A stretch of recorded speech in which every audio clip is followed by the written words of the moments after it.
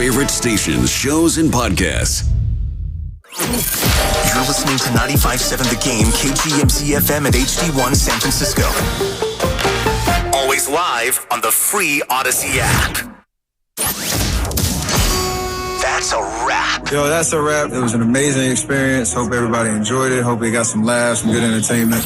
This is Warriors Wrap Up on 95.7 The Game.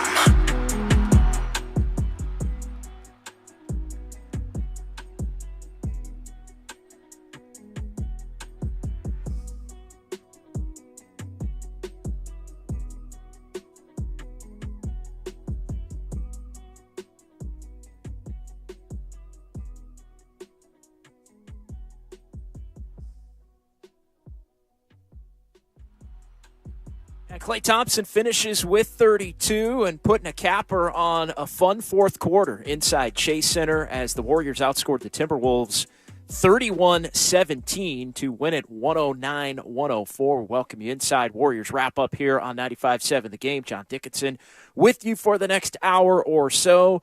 Phone lines open, 888-957-9570.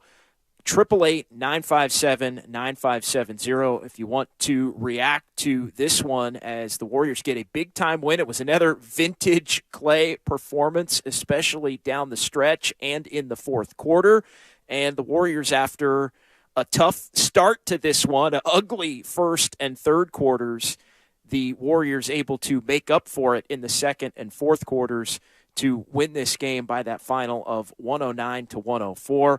So you look at this one, and somewhat similar to the game on Friday night, although the Warriors had made up most of the ground by the end of the first quarter and then had led from then on against the Rockets on Friday. But you look at this game tonight, the Warriors trailing 34-25 at the end of the first quarter, and things were just not clicking. Naz Reid went off for 18 of the Timberwolves' 34.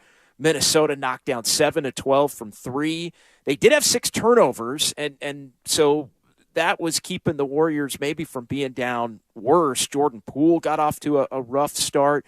Klay, Jonathan Kuminga, Dante DiVincenzo, all in the starting lineup. They were all minus 11 as the Warriors trailed by 9. But then in the second quarter, Warriors cut it down to 6 really quickly, and then they survived a stretch with Klay Thompson off the floor. And I think that was a point of concern in this game where you're wondering how the Warriors are going to be able to survive and have offense and hang in a game on a night where it just didn't look like things were going very well early. But they were able to survive in the second quarter and not only survive, but make up 7 points with Klay checking out early in that second quarter. By the time he checked in, it was just a 2-point game from Minnesota, or 3-point game after the Timberwolves had led by 10. Another little thing that flipped this thing in the second quarter was Naz Reid, who was in that rhythm. He picked up his third foul with just about 4 minutes to go right before halftime, and the Warriors able to be on the comeback trail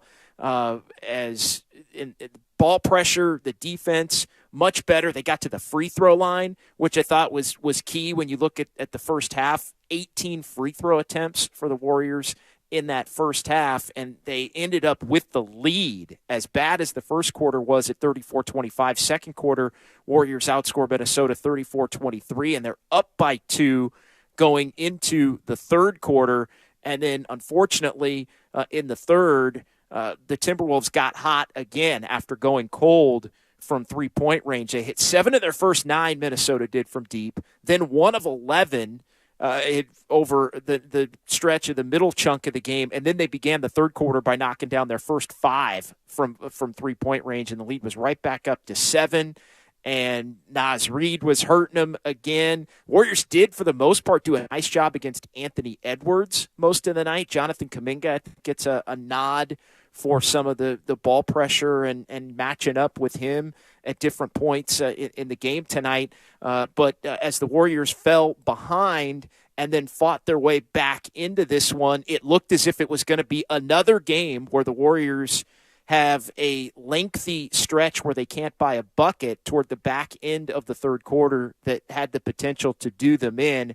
It ended up being a 30-19 Minnesota third quarter, But the tough stretch of the third was really the final 6 minutes and 10 seconds where the Warriors didn't hit a three. They went 0 for 6. They were outscored 9-2. So it's not like Minnesota. They did the bulk of the scoring early in the quarter to the tune of 21 points basically in the first 6 minutes. 9-2 run, though, for Minnesota to close the quarter over the final 6-10. The Warriors went a stretch of a lengthy stretch of, 5 minutes and 13 seconds without scoring a bucket as the Warriors again found themselves in trouble in this one going to the fourth quarter as they were behind again 87-78 going to the fourth. And it looked like it was going to be an uphill climb, but the Warriors able to rally again. Minnesota had pushed it up to 90-78. Patrick Baldwin Jr. didn't play great tonight, but did knock down a reload three, which cut the lead to 6. The offensive rebounds tonight for the Warriors. We got to talk about Kevon Looney on this show over the course of the next hour. But the offensive rebounds, Looney had 7 of the Warriors' 16 offensive rebounds, hitting the offensive glass, the extra possessions, the turnover issues throughout lengthy stretches of this game for Minnesota, especially that first quarter, allowed the Warriors to hang in the game.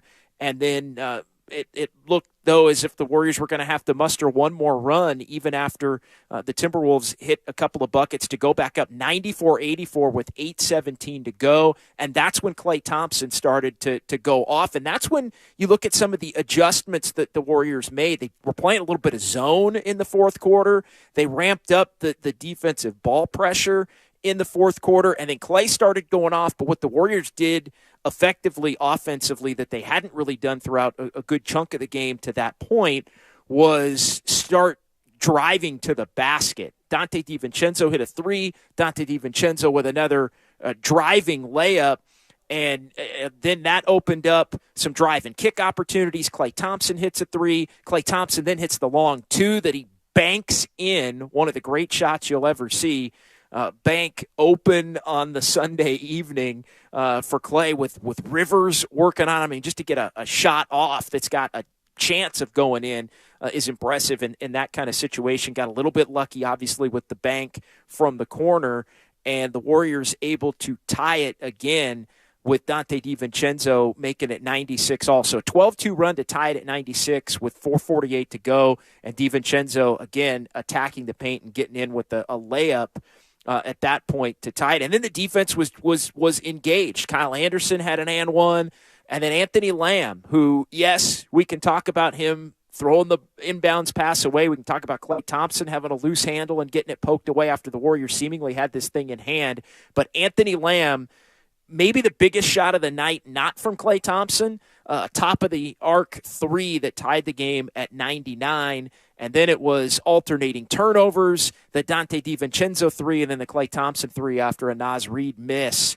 And Klay winds up putting the Warriors up 105-99. They hang on from there despite some failed inbounds passes, loose handle, a jump ball. You're not going to want to miss what Dante DiVincenzo had to say as far as his jump ball record over the course of his career. But he was able to get this one tonight, and the Warriors get home with a 109-104 victory. So they're 2-0 on the homestand. They're back a game over 500, and we'll let you know where that leaves the Warriors now in the Western Conference standings at the close of business for tonight. There's still one more game in Denver ongoing, so we'll keep you updated on that one.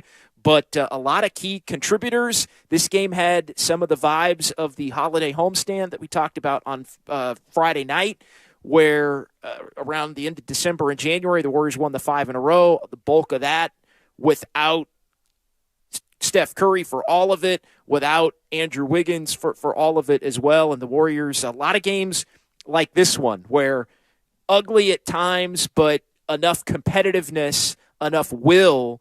And I think Klay Thompson leading the way with his just refusal to allow this team to go down quietly set the tone for the Warriors over both of these last couple of games, with the 42 on Friday night and the 32 tonight. And so much of what the Warriors are trying to do right now is just survive. It's not about how good this team is with the 10 players that were able to get on the floor for them tonight. It's can they just win enough games and hang in this Western Conference race to where they can get Draymond back and get Wiggins back and get Steph Curry back, and then it truly is go time. We'll see if they can make a push over however many final games that is in the regular season. And then you add it up at the end of the year. One thing we talked about on Warriors Live, the 6th seed is very much still up for grabs. We'll get to more on that coming up here in just a moment. All right, 888-957-9570. Xfinity Mobile text line is open.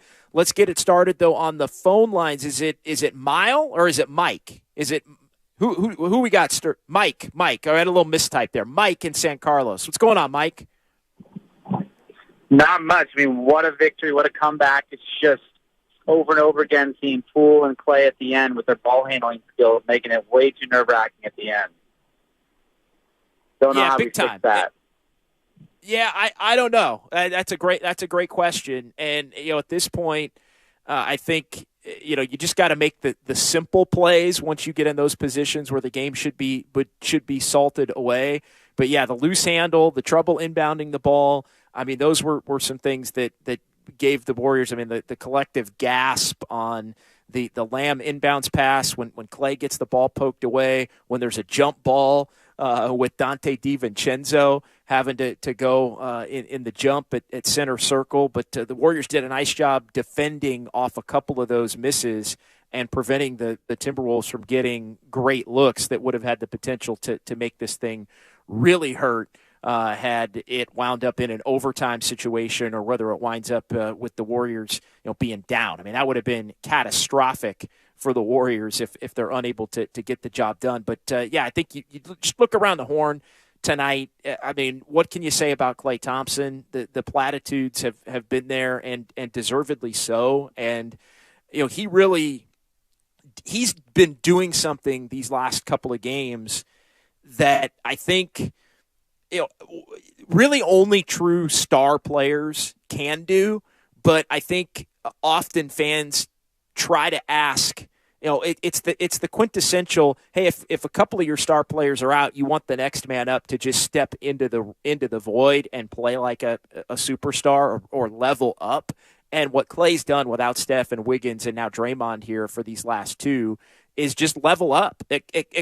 Accept the mantle as somebody that's been a 2 and even a 3 at different points in his career in terms of option in the time where the Warriors have had Steph and when they've had Kevin Durant, going back to those dynasty years and the 5 straight finals. Klay, we haven't had a lot of opportunities to see Klay as a 1, right? As the lead dog offensively.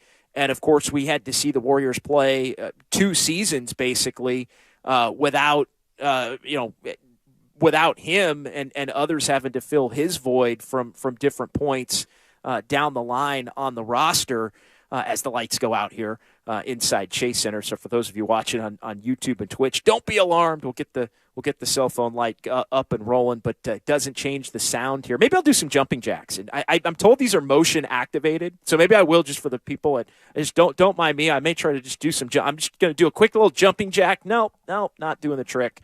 As the lights still out inside the conference room here inside Chase Center. But nevertheless, good night for the Warriors as they wind up winning. They beat the Timberwolves 109-104. And so where does that leave the Warriors in the landscape now of the Western Conference with a couple of games to go here on this homestand and big games to go still on the homestand as the Warriors now 31-30, and we were talking on Warriors Live about the Dallas Lakers game from earlier, and just who did you want to win that game? What was more beneficial for the Warriors as far as that game goes?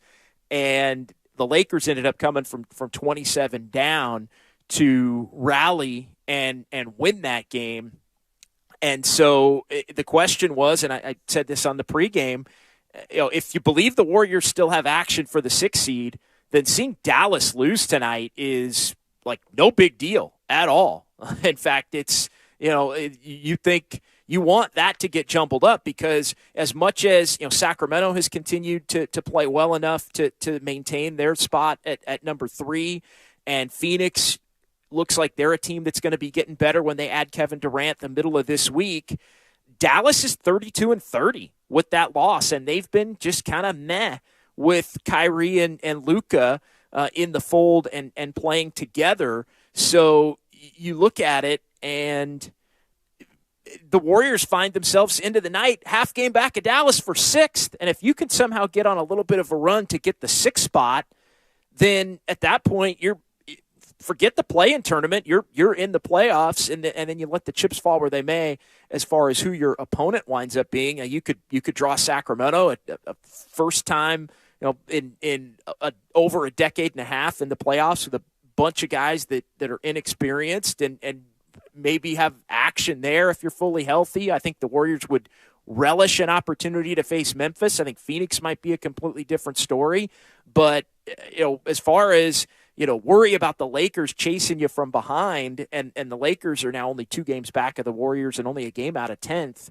in the West. To me, if you're going to keep winning, and the Warriors believe they're going to have to keep winning here to continue to move up, you might as well have the team that's just kind of lingering in that 6th spot take a loss. And so you look at it into the night, and the Warriors are a half game out of Dallas at 31-30. Dallas is 32-30. You move ahead of Utah tonight with the win. You move ahead of Minnesota tonight with the win, a full game up on Minnesota. You also gain ground on the Pelicans with your win. So now you're a game up on Minnesota and the Pelicans. You're also now a half game up on Utah. So 7th in the West are the Warriors. They would have if the season ended tonight, which it does not, or 6 weeks away from the season ending, but it'd be the Warriors in a home play-in game against Utah.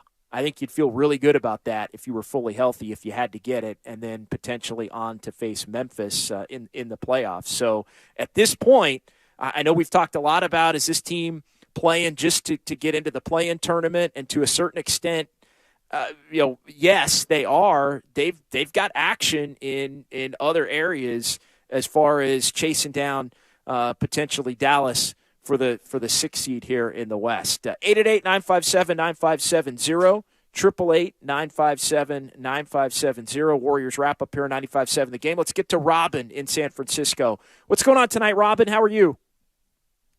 I'm all right, JD. It's good win. I hear the excitement in your voice, and it's really a good win. I don't want to call in and nitpick. I just wanted to take my hat off to Clay, because it was really good to see. You can see that championship, whether he's inconsistent, whether he's this, whether he's not that, whatever. But I'm just talking about right now, JD, tonight. It was good to see that championship pedigree in him. You know what I'm talking about? When you could feel it, you could see it in Clay, that we're not going to lose this game. And so, I want to just call in and say that. I know we're going to talk about Looney afterwards. I do want to ask you a question, though, and Sure. It's not to be critical or anything. This is just about moving forward. I often wonder why, though, that the dynamic of the team doesn't go inside more when the threes are not dropping. It just seems like they become one-dimensional, all about threes. And it just seems like to me they could execute a little bit better. I don't know if that's because of the lack of talent, size, or whatever. But that's something I'd like you to share any insight with me that you might have. Peace out and have a great evening, sweetheart. Yeah, thank you, Robin. Appreciate it. You're right about Clay. You could see it in Clay's eyes. You could see it in Clay talking smack to the Minnesota bench on the 3 that put him up 105-99 and basically salted this one away, not for a little bit of a loose handle and some shoddy inbounds passing that gave the Timberwolves extra chances. As far as attacking, they did it in the fourth quarter. And I think you're right. Like they do need to attack the rim on drives when teams are either trying to take them off the 3-point line, which I think teams have tried to do this year, and force them a little bit into the mid-range, or at least force them to drive on the defense's terms when they have shot blockers and athleticism waiting at the rim to turn them away. And so I think that's been something that has been an issue from time to time. But I also think they do have to pick their spots to just keep the defense honest, to try and attack in that manner, even if it's for drive and kicks. And in the fourth quarter, they did it.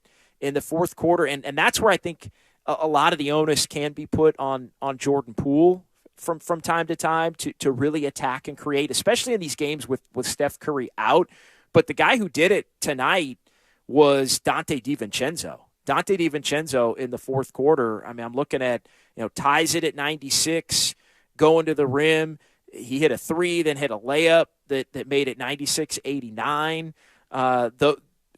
To me, those are the kinds of plays that you need to just keep the defense off balance enough to where it opens up some better looks at the three ball than the Warriors have been getting from time to time. And I think, it's not even necessarily wanting to do it on the defense's terms either, Robin. It's just wanting to be able to just, if you go a little bit cold from three, come up with more of a diversified offense. So I think you're onto something there. And I think we see Steph do it a lot, but I think do search for it. Steph has shown a willingness as his career has gone on, especially, and he's gotten physically stronger. He's shown a willingness with the defense of the opposition trying to play the Warriors a certain way to really force the action in that kind of a manner, which is good for him. It's good for the team, and it just makes the defense have to work a little bit harder to try and cover ground, and it leads to a better rhythm. Steve Kerr's always talking about rhythm and not just taking the first three-pointer, keeping the ball moving. He really got into it about Kuminga before the game on Friday night against the Rockets. Like, do you want Kuminga to just shoot that wing three right early in the shot clock? And he said, no. If you get an open one, you're a little bit cold. At that point, then just keep it moving. Dribble handoff to somebody, swing the ball, cut.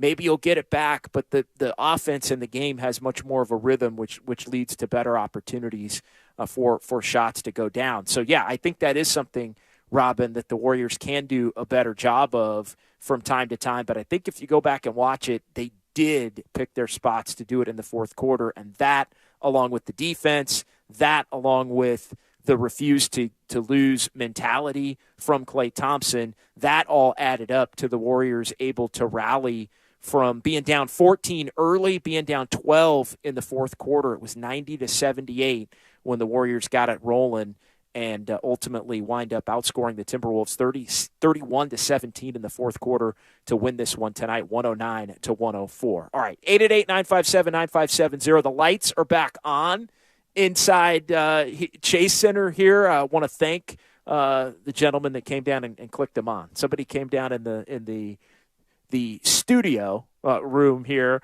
that I use and must have been listening, so I appreciate that. R.C. Davis as well, if you happen to be listening and sent somebody down. Appreciate that, my man. Back in the light here on Warriors Wrap-Up with the Warriors getting the win tonight over the Timberwolves. We'll go ahead and pause here.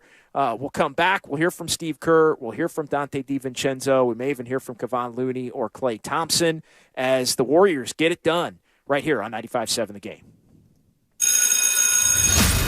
Don't miss Taking Them to School. Quick move, good decisive drive over Walker. Took him to school. Every weekday morning after a Warriors game. Shoots on the way, heads up and in. Taking them to school. Brought to you by Evergreen Valley College.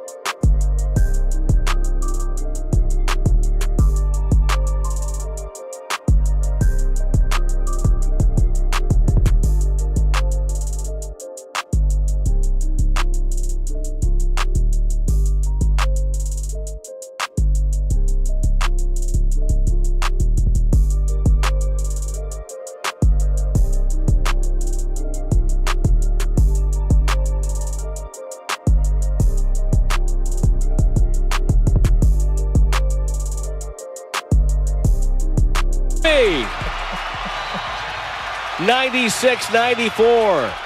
Or was that a 2? It was a 2. They call it a 2. Either way, he banked it in from the corner. Now back to Warriors wrap-up on 95.7 The Game. Yeah, that was the shot of the night from Klay Thompson, no doubt, with Austin Rivers draped all over him. And the Warriors wind up needing that one in a big way with the shot clock running down and no action really to be heard. And Klay, again, able to just get a shot off in that moment is impressive as heck. But to be able to fade and spin and be able to just give it any semblance of a shot to go in was special. And Klay Thompson knocked that down. It was 96-94 with just over 5 minutes to go at that point. Dante DiVincenzo would tie it shortly after that. Part of a 12-2 run to tie the game at 96. And then the Warriors with some three-point answers after Kyle Anderson's and one made it 99-96. Anthony Lamb from the top of the key. Nice game from Anthony Lamb. I know he's been maligned this season, especially in recent games with from the fan base.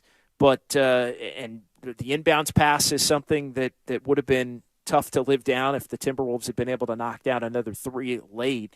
But that was a big shot tonight, and he played overall a really good game tonight.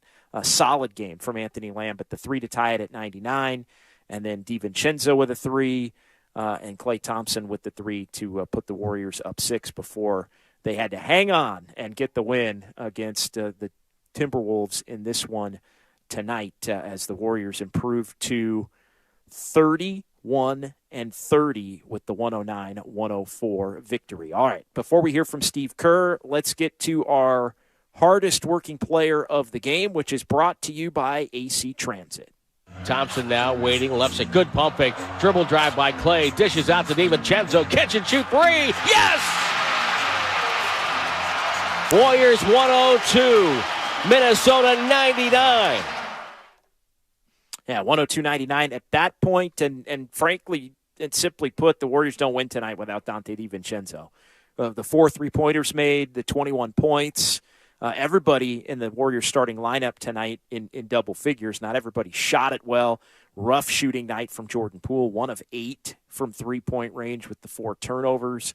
But Klay Thompson had his monster game, and then who was going to be the next guy to score 20 or more and do it efficiently? And it was DiVincenzo, and he had 5 assists, and he had 8 rebounds and 4 steals. He was everywhere. The ball pressure, the ball movement. He was one of the guys attacking the rim down the stretch.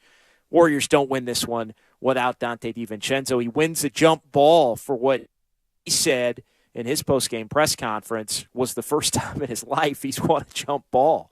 And so he did have the height advantage over Jordan McLaughlin in that one. But, Dante DiVincenzo coming away with the tip, and the Warriors needed all of it to prevail in this one. So Dante DiVincenzo is your hardest worker of the game for tonight, and that is brought to you by AC Transit. AC Transit is looking for hard workers and is offering a $2,000 bonus for new bus operators and journey-level mechanics to join their team. For complete details and to apply, visit actransit.org/careers. That's actransit.org/careers. Again, Dante DiVincenzo, your hardest working player of the game for tonight. All right, 888-957-9570. John Dickinson back here inside Chase Center. 888-957-9570. We can get to some text messages and more phone calls coming up here, but let's go ahead and hear from the head coach of the Warriors, Steve Kerr, as he met with the media downstairs here inside Chase Center following this win. How much does it age you, those moments where it's like they can't, get the ball in and all that? Like, just as a coach, what does that do for you? Yeah, I mean, that's we've got control of the game. We've lost a couple of those this year, and you just don't want to, see what's on the other side of the door. You gotta finish the deal. And we had, 2 or 3 turnovers in that stretch. And I should have taken a timeout when we had the ball full court. And we got a turnover. I think Lamb was throwing it to Klay, and they got a little mixed up. I think Clay cut the other way as Lamb made the pass. I probably should have taken a timeout there and advanced it. But we got the job done anyway. So it's a little bit nerve-wracking, but we finished. You guys, obviously expect to eventually get all your main guys back. So kind of do these last 2 wins hold like kind of more outward importance than yeah, I mean, this is a huge win, not only for the standings, but for the confidence of the guys. That was a team win. I mean, everybody came in there and competed and played well. And we're down 10, I think, in the fourth. And to make that comeback against that team, that we're tied with in the standings, just an enormous win. And winning the other night, obviously, they're all big right now. But I like this one for the grit that we had to show to get it done. I was going to ask you, as you go in the fourth quarter, you're down, then what do you think changed that? And do you think it was the grittiness? I was going to say that, just was it digging it out, the zone defense? What do you circle saying, okay, this is what turned it? I thought our defense was much better, much more active. Dante was brilliant in that fourth. Clay got hot. We held him to 17. That's the big thing, 31-17 fourth quarter. So we really won the game with our defense, and then our ability to convert the other way after getting stops. Steve, you kind of touched on it, but Dante on both ends, and even winning that last jump ball, he just seems to have a knack for doing the right thing. He's a winner. I mean, Final Four MVP at Villanova. I think he won 2, didn't he? He won 2 championships there and another one in Milwaukee. I mean, he's been around winning his whole life. And what I love about Dante is he just fills up the box score. He's not just a shooter or a playmaker or a defender. Like, he's everything. He just brings it every game. Huge energy, great competitive desire, and relentless. Really fun to coach, Dante.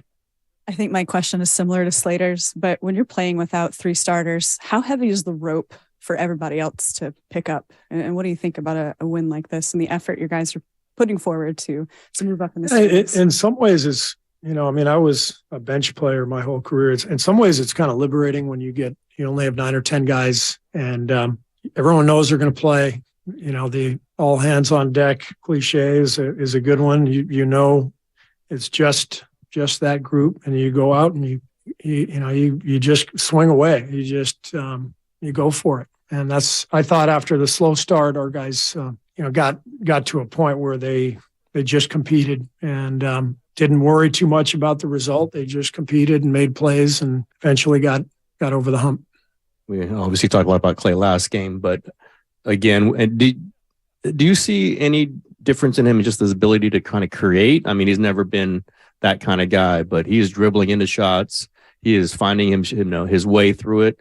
Is there a marked improvement in how he's doing that? Yeah. But there's also a much more of a need for it. If we have Steph out there, we're not going to do that as often. But just getting him the ball with a live dribble and a high screen, it puts a lot of stress on the defense because of his shooting range. And so Clay, we're really relying heavily on him right now, not just to catch and shoot, but to play the pick and roll game and beat people off the dribble. Steve, off of Clay, it really seemed like tonight he was more vocal, feeding off the crowd, encouraging the crowd.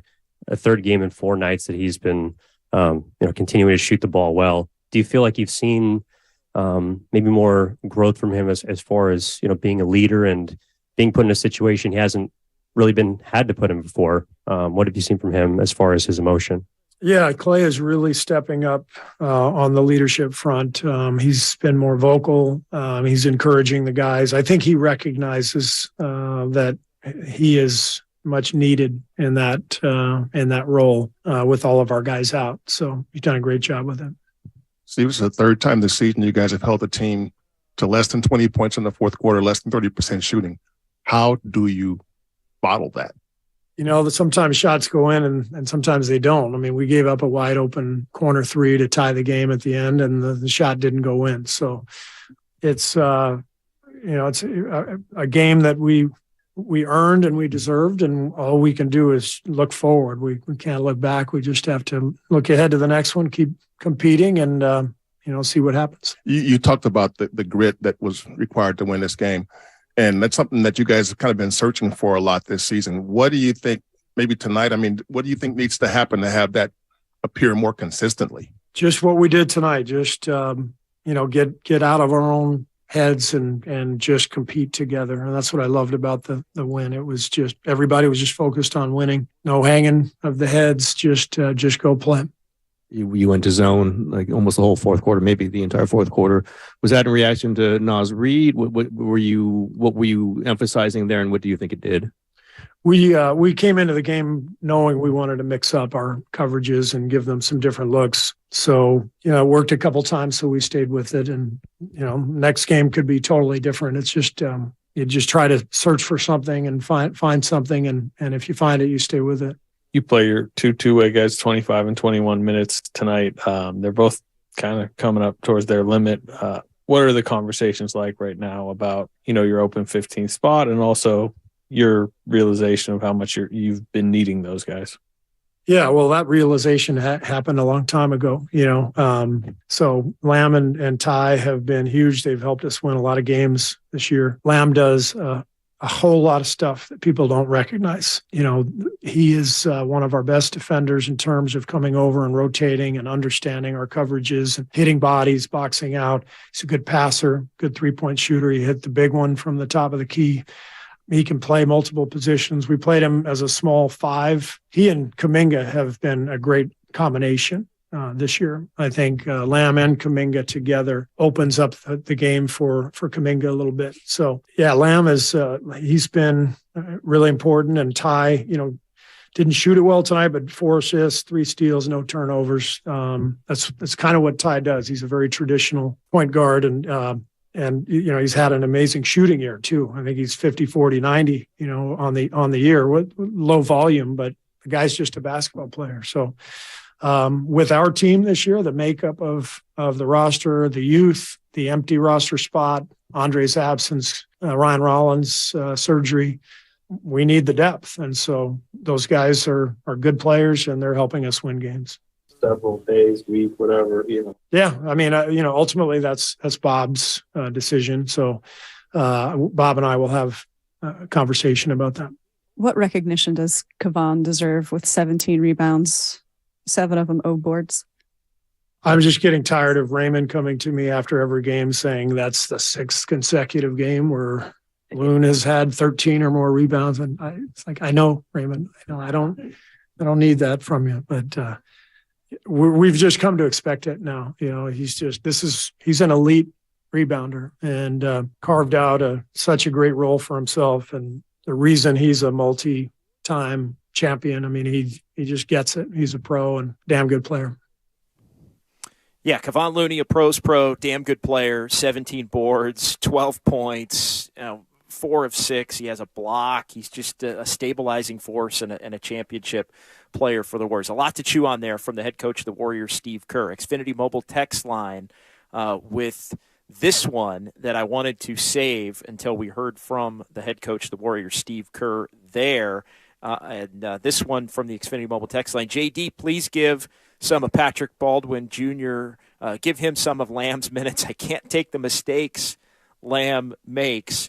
Well, I don't think, and we saw both of them tonight, I think Anthony Lamb's going to keep playing as long as the Warriors figure out a way to get him on the roster as he comes up on the brink of that 50-game limit before he would have to be signed for the remainder of the season. High praise from Steve Kerr on Anthony Lamb. Called him one of the best Warriors rotating defenders, called him a good passer, obviously the three-point shooting, playing multiple positions. He is a 3-4. I thought the most interesting point that Coach Kerr made about Lamb, and this is something that I've wondered about at different parts of this season, you have seen Lamb and Kuminga play a lot together. I know a lot of fans are like, it's got to be Kuminga over Lamb. Well, they've played together a lot, and they are complementary players. They really are, because of Lamb's ability to shoot the three. It does allow Kuminga the ability to not have to take as many three-pointers, which is not the most efficient aspect of his game. It allows, if you put Kuminga out there with a guy that can shoot the three, and they both are basically the 3 and the 4 when they're out there together. And you have, another shooter, if it's Clay or if it's Steph or if it's Jordan Poole, somebody that can attack the rim that's out there as well. You have some balance, and then you play your big, whether it's Looney or Draymond or whomever. But they do complement each other in the positionless 3-4 era. I don't know about Lamb as a small ball 5. The Warriors did use him there. Him and Kuminga both got trucked a couple of times for layups under the basket, and the Timberwolves able to just physically go at him. Luka Garza played 4 minutes and had 7 points and got to the free throw line 5 times. And so, he had his way a little bit against Lamb at the 5 with Kuminga out there, but they have been a nice compliment. Tim Kawakami, shout out to him for asking the question about the zone defense that we talked about early here on in the program and the different looks that the Warriors were given. And then, Klay Thompson with the leadership. Dante DiVincenzo, file him away as being a winner. And I thought the quote of the night from Steve Kerr, huge win not only for the standings, which of course it is, but for the confidence of our guys to be able to show the grit. Again, I liken it to the holiday homestand. The last 2 games, especially tonight felt like a couple of those comebacks that they had on the holiday homestand, which, it's not about how good this team can be as they're currently constituted. It really isn't. It's just about, can they win enough to keep them in the race to where when Curry and Wiggins and Draymond come back, they can make the push. And they're not making the push from 3 or 4 games under 500 to try and just get into the top 10. Every win the Warriors get this week gives them a more legitimized opportunity to avoid the play-in tournament altogether. And I know that's been something that's been heavily debated, but I keep coming back to it. Dallas is 32-30, and I know they've got Kyrie and they got Luka together, but that's not a really good team. They're really not. The players around them beyond those 2, they don't have a lot of defenders. They gave up a lot of players like Dorian Finney-Smith and others that you'd want to have on that roster in an attempt to bring Kyrie back into the fold. And so I think that team is vulnerable down the stretch here. I think those 2 can play together long term. We'll see if Kyrie stays next year, all of that. They made the trade to get the 2 stars together. Then you got to build the rest of the roster out, but I think that does, believe it or not, make them vulnerable for the remainder of this season. And then when you go beyond that, I think the Clippers are for the most part solid. You look at the Clippers, and tonight the Clippers are down 9, middle of the third quarter in Denver. They obviously lost the thriller to the Kings the other night down in L.A. in double overtime, the second highest scoring game in NBA history. But I think the Clippers are, you're only, as the Warriors, you're only 1.5 and maybe 1 behind them at the end of the night tonight if they end up losing that game to Denver, and they're 5th. Phoenix, I do think, projects to get better, but they lost today. They're 33-29 themselves. You're only 1.5 games 4th still. Now, I think catching Phoenix would be a tall order unless you're planning on really getting hot here in the final 21 games. You go 16-5 or something like that. I think that's the level that it's going to take to catch the Phoenixes and the Sacramentos. And not that I think Sacramento is a world-beating type of a team, but they've made the most of the fact that they are the highest-scoring team in the league, and for their faults defensively, they have been a clutch team. They win close games. They're kind of like that baseball team that wins all the one-run games kind of out of nowhere in a particular year, and you're like, how are they doing it? And they're good. Record might be a little bit inflated, but regardless of what you think, it's a special season. Mike Brown's the coach of the year for them. Point I'm getting at as it relates to this conversation is not really about them, but I think they're safe. I think they're safe from they're going to be in the top 6. And so, can you flag them down? Maybe, but to flag them down, you'd have to get really, really hot. And who knows, as the Xfinity Mobile text line throws at me here from the 510, will this be the year that the Kings and the Warriors make the playoffs at the same time? Could be, and you never know. If the Warriors can get a little hot here, maybe they end up playing each other in the first round of the playoffs. Wouldn't that be fun? Wouldn't that be fun? But yeah, they have not both made the playoffs in any year since the Kings came to Sacramento, which goes all the way back to 1985. Before we call it a night, let's hear a couple of minutes from one of the many heroes for the Warriors team effort, but Dante DiVincenzo put a big-time imprint on this one. So here's a couple of minutes of DDV downstairs in the Bill King interview room here at Chase. What can these games, obviously without Steph for a while, but now Steph, Wiggins, and Draymond, and you're getting wins out of them. What can that do for a team?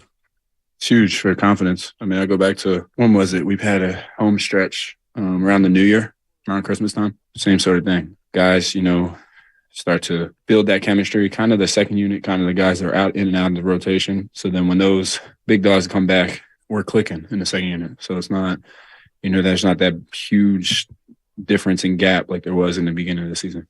How are you seeing Clay kind of take added control of the offense right now, considering the guys that are out? Just being aggressive.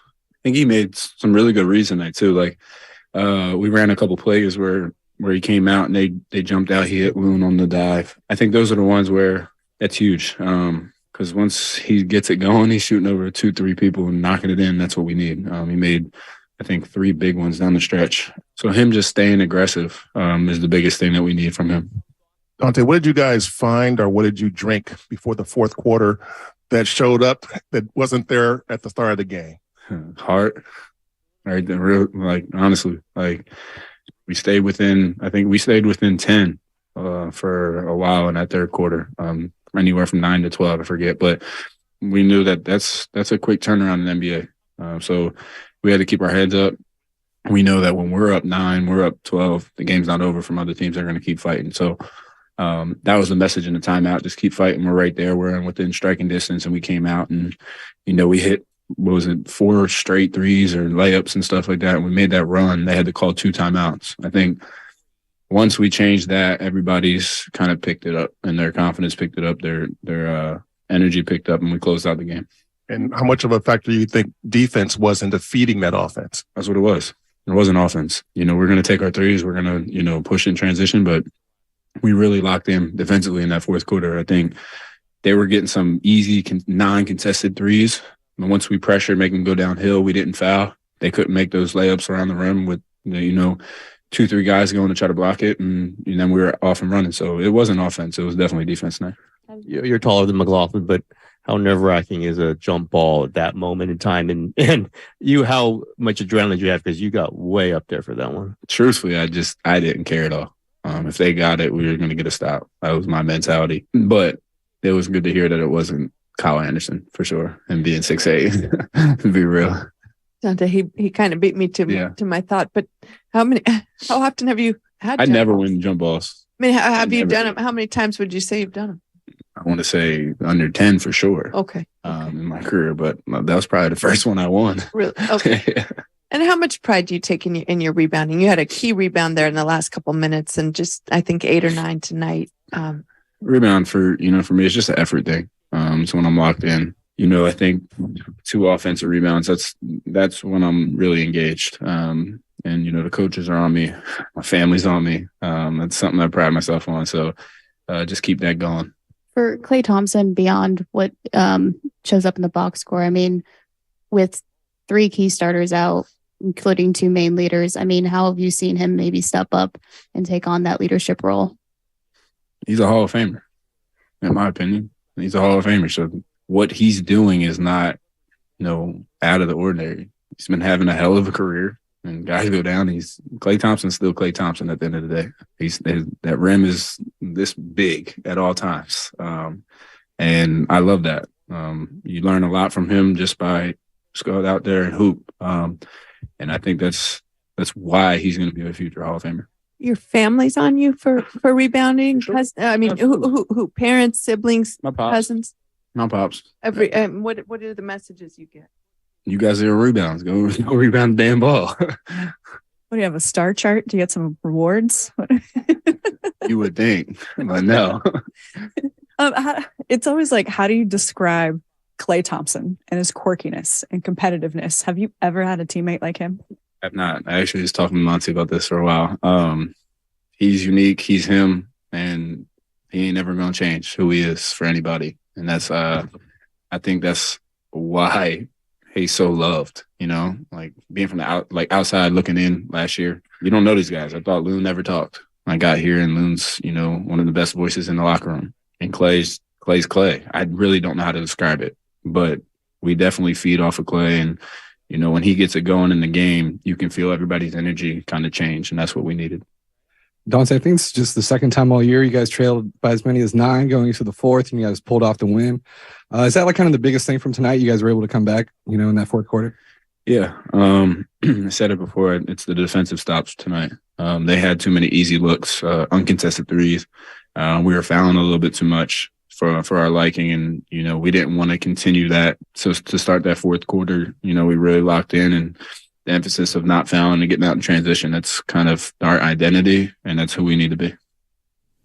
Definitely who the Warriors need to be and who they were in that fourth quarter. Just much more fight, much more competitive spirit for the Warriors down the stretch, and that leads them to that come-from-behind victory. And how about Dante DiVincenzo talking about that holiday homestand that we spent a decent chunk of the last hour discussing some of the similarities between tonight's game and what the Warriors did on that homestand going back to the last week of December and the first week of January. We'll call it a night on that note. Thanks to Sterling Bennett and everybody in our San Francisco studios cutting up the post-game sound and all the highlights that you've heard here throughout the evening on the broadcast on 95.7 The Game. I'll be back with you on Tuesday, 6 o'clock here from Chase for Warriors Live. It's the Warriors and the Blazers, who got a big win tonight against the Rockets, 131-114. Damian Lillard went for 71.